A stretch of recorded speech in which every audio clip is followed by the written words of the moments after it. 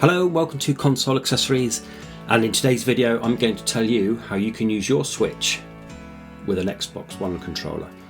Now for starters, just to let you know, it needs to be an Xbox One S controller. If it's one of the old Xbox One controllers, you'll need a cable, whereas with a One S you can do this wirelessly. And all you need to do is grab yourself one of these. This is a Magic NS for the Nintendo Switch. It's a USB adapter that you plug into your dock. And I got this for £17 off of Amazon. It's around $20 in the US, and I'll leave a link below for where you can get hold of one. And all you do is you plug this in and you sync up your controller. Dead easy. And I'll show you how to do it. First up, we need to look at some LEDs.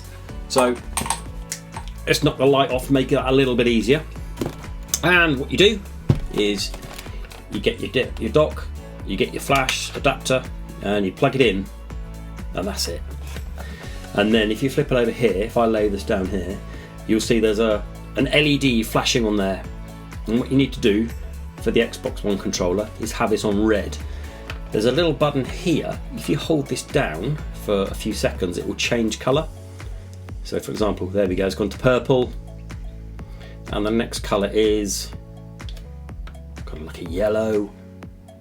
The next colour is a light blue, and the next colour is a dark blue, and the next colour should be back to green, and then the next colour is red, and that's the one you want it on. You want it to be flashing red, and then all you do is to sync it is to press the button very quickly and it will flash really quickly. Then what you do is when you get your Xbox controller, turn it on, and you do normally, like you normally sync with a console, is you hold this button down and it will flash really brightly, and then after a few seconds this will stop flashing like it has there, and this will stop flashing as it is there, and then that's it. Way to go.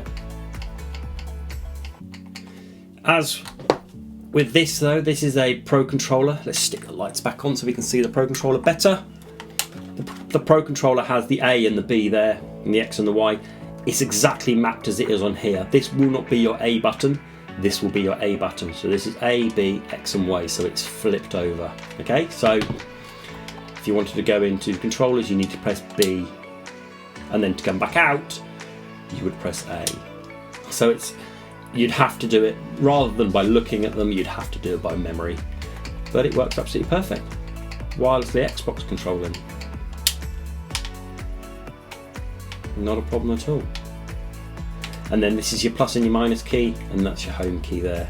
So when you hit plus there, and then to quit the game here, I'll have to press X, which is Y, or to go back to the home screen, you press that button. Okay, so really easy how to use an Xbox controller on your Nintendo Switch.